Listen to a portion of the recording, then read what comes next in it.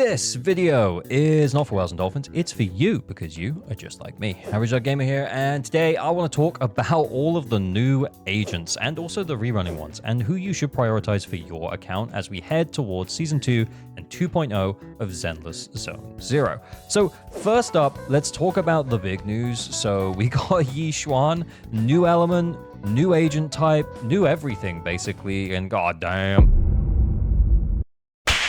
Okay, but anyway, let's talk about what she offers and why you would want to pull her. So for starters, we'll talk a little bit about her kit, but we're not going to go too deep on this. Remember, this is a why you should think about them as opposed to how to play them, and obviously that content will come a lot closer to the time. But first things first, let's talk about the fact that she deals sheer force damage, and this is referred to as, you know, negating defenses. So this means to me that we're probably going to see our first character that doesn't benefit from Nicole. Yeah, actually, Nicole, not going to be great with Yixuan, I don't think. So yeah, the defense shred that Nicole provides, and also like triggers engine, probably not going to be super useful with Yixuan. There's also a chance that Pen doesn't scale on her as well. So that is all to be mentioned.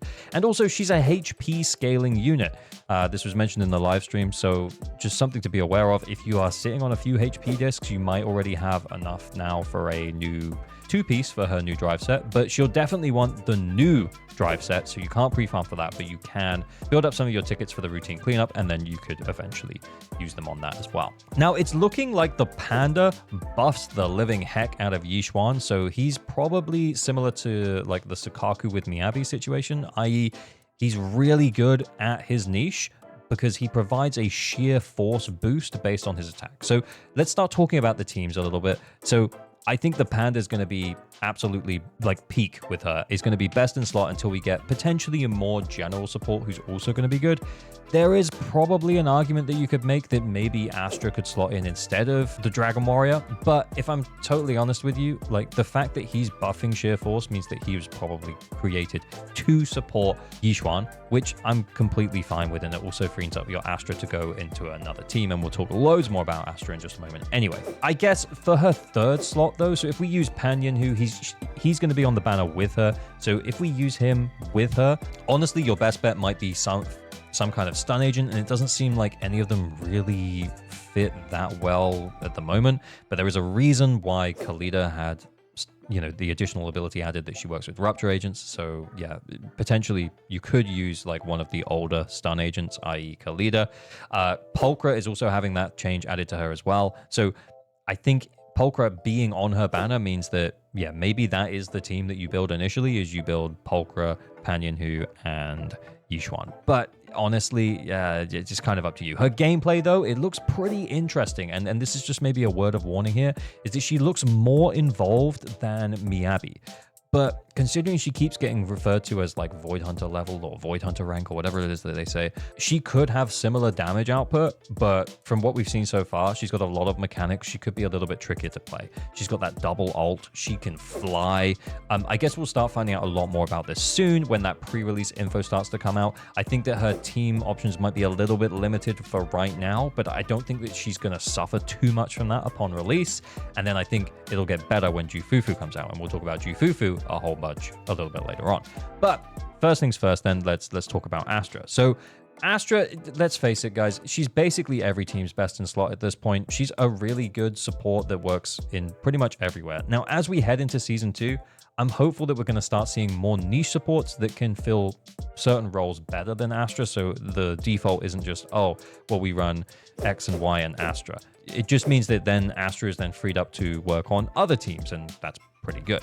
Now, depending on your account state, because Astra is the rerunning agent at the same time as Yixuan, it's going to give probably a lot of players some real food for thought in terms of which direction they want to go if they don't have either of them. And we'll circle back to this later, and it really does just depend on your account. So we'll talk about that towards the end. But let's move on to the second half in just a moment after this reminder that you probably aren't subscribed. Liking and subscribing is a great way to support creators like me on YouTube. If you wanted to see me react to all of this live, you should have dropped me a follow over on Twitch. And if you want to hang out with a chill community, get account reviews, all of that kind of stuff, then join the Discord, link in the description down below. Okay, so second half then, we have Jufufu, who is a fire stun agent, and she uses her popcorn pot. Who thinks of that? But the pot functions while Jufufu is off field as well, which is kind of crazy. So it looks like she kind of works as a mix of like off field and on field. And once you've built up the bar, it makes popcorn and it spits it at enemies. She grants a buff post-chain that increases crit damage and damage from chains and ultimates.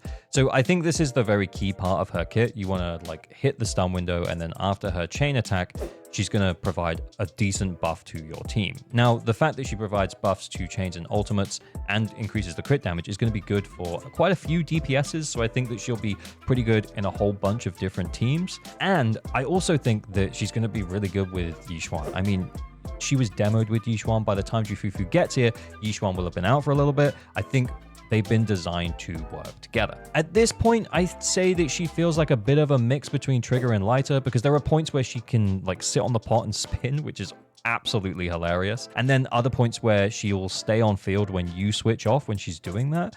So it depends on like how much you have of her bar, I think. But she's a little bit off field, she's a little bit on field, which kind of means that she'll have a lot of team options because she's kind of a little bit of a balance there.